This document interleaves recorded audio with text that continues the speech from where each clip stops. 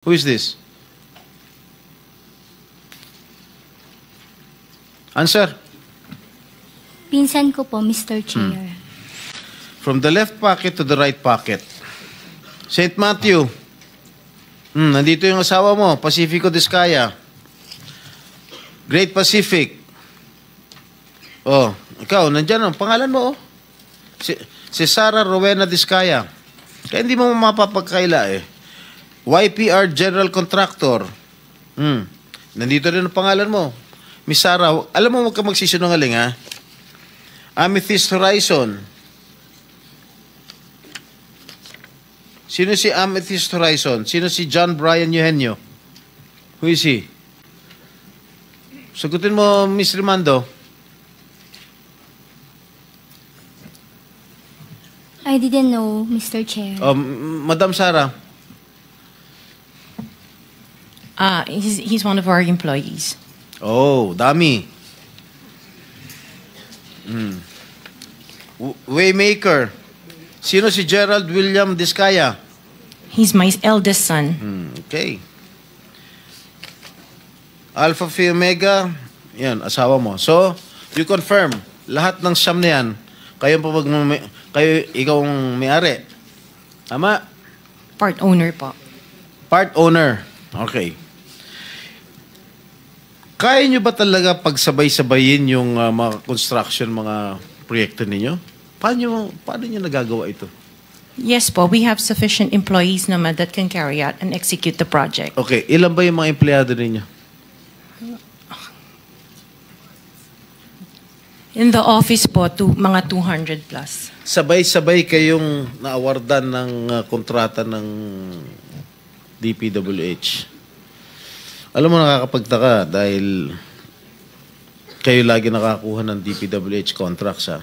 Sino ba talaga sa DPWH ang nagbibigay sa inyo listahan ng mga projects for bidding? Turo mo na. Wala po akong knowledge po. Talaga? Ba't Yes, nakakapagtaka dahil yung siyam na construction companies nyo, yun ang laging favored, kumbaga, sa bidding. Kasi ang balita ko, isa kayo sa mga una nakakita at nakakapili ng mga projects. Bago pa mabuo ang National Expenditure Program, yung tinatawag natin na NEP. Parang menu lang sa restaurant na nakaka-order kayo kaagad. Sino ang point person nyo sa DPWH na nagbibigay sa inyo ng informasyon na ito, para sa inyo, ito para sa kanya? Sino? Sir, wala po akong nakakausap po. Wala kang kilala sa DPWH? Wala po. Hindi kami maniniwala niyan, wala kayong kilala sa DPWH. Meron ako yung mga engineer, yung mga district engineers siya. Yun mga pala. Sino yung mga district engineer na nakilala mo? Pero hindi po sila nagbibigay ng project po sa akin. At tinatanong ko, wala naman ako sinasabi sa'yo kung nagbibigay sila ng project. Sino ang kakilala mo sa DPWH? Sila, mga DE po. DE ng... Sabi mo, sino? Teka sandali. DE ng Laguna, sino DE nga? ng... Banggitin mo yung pangalan. I can't remember their names kasi I don't transact on behalf of the DE ng companies. Laguna, sino pa? DE ng Bulacan, DE ng... Is he here? Nandito ba? Yung DE ng Laguna, DE ng Bulacan, nandito ba? DE ng Bulacan nandito. Okay, paano nyo nalalaman ang mga projects for the bidding? Sino ang nagbibigay ng listahan sa'yo? We don't have a list. Naka 6 minutes ka na, erap.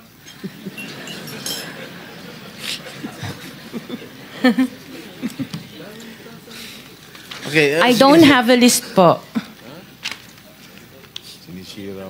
Interjection, Mr. Chair, with the permission of the SP Pro Temp. Okay.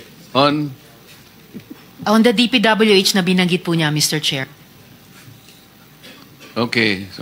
Salamat, Mr. Chair, SP Pro Temp. Dahil natatanong po ni SP Pro Temp ang DPWH din in connection sa mga diskaya.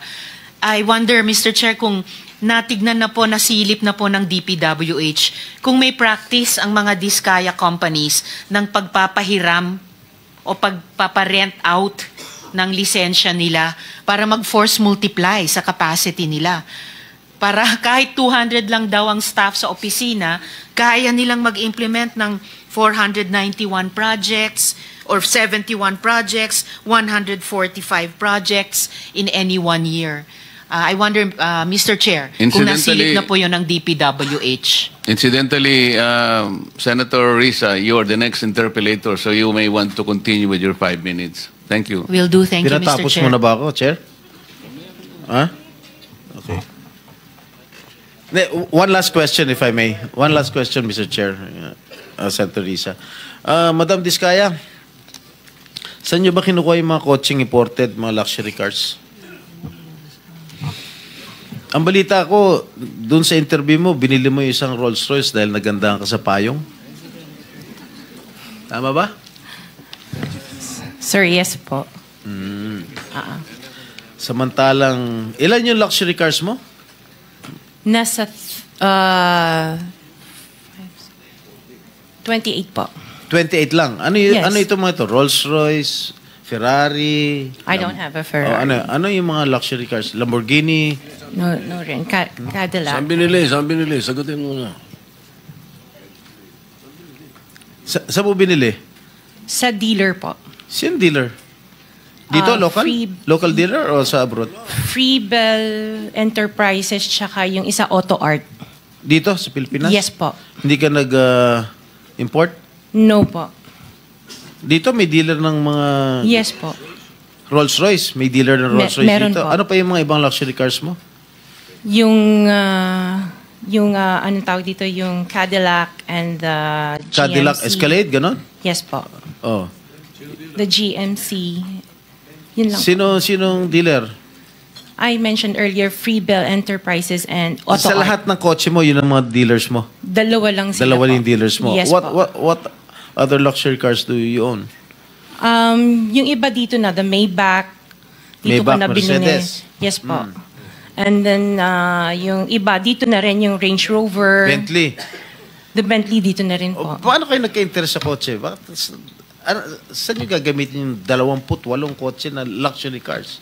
Araw-araw gusto mo Collection. palit ng kotse? No, I have 4 kids that use it all the time for them to Oh, be 4 taken to kids school. lang. O, bigyan mo tig-isa, pero 20, ilan yun? 20 ka mo? 28? 28. Opo. My God.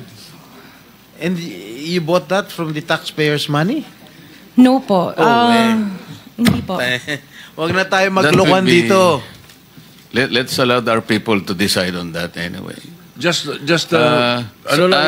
linawin na yung pangalan. Senator Risa, sorry nagkamali ako. Chairman, Si- just the 2 names of the dealers. Dealer ako ng kotse, kaya ako alam yan eh. Sino yung dalawa? Pinagkukunan mo ng luxury cars? Freebell Enterprises Ha? and Freebell Enterprises Freebell. and yung isa Auto Art. Auto Art. Yes po. Okay. Thank you. Senator Bato. Thank you, Mr. Chair. Mr. Chair, may I request the presence of MG Samidan Construction? Dito ba? I was informed I'm here, Your Honor. is around. MG Samidan. Ay, yes, ma'am. I'm here po, Your Honor. Since your registration as a corporation with SAC in 2019, your paid up capital up to now remains 250,000. Yet, based on news reports, you bag a total of 5.022 billion pesos worth of flood control projects. Paano nyo po ito nagawa? Sa loob lamang ng 5 taon, mula sa 250,000 pesos, ngayon bilyon-bilyon na po ang inyong naging proyekto sa flood control. Your Can you Honor- explain to this committee, please? Yes, Your Honor, if I may. Yes. We are a sole proprietor company. We are already 34 years in the business po sa construction. In 1991, it was started by my husband as a authorized managing officer. Tapos nung namatay po siya noong 2007, I have to register again But yung name po namin, yung trade name po ng asawa ko, yun pong ginamit namin. And this is a sole proprietorship company po, sir. In 2019, though, I've registered this company, but it's MG Samidan Construction and Development Corporation with the purpose sana of incorporating po, may magpa-transition sana sa corporation yung sole proprietorship. But nung nangyari na po yung COVID, hindi na po natuloy. So we have been using this sole proprietorship company until today, sir, Your Honor. Yes, ma'am. Thank you for that. Dito muna tayo mag-focus sa 5.02 billion from 2022 to 2025. Saan po itong mga flood control projects na ito makikita? Mostly sa CAR po, Your Honor. Lahat ito, Cordillera region? With yung may nearby provinces lang po sa may La Union at Pangasinan. Pero mostly po sa CAR region po. Direktahin na kita, ma'am. Itong flood control projects niyo na ito, na 5.02 billion pesos. Mayroon bang ghost project nito? Wala po, Your Honor. So kung isa-isahin natin yan, puntahan natin from lahat ng ginawa nyo, from 2022 up to 2025, wala talaga tayong ma-identify na ghost project.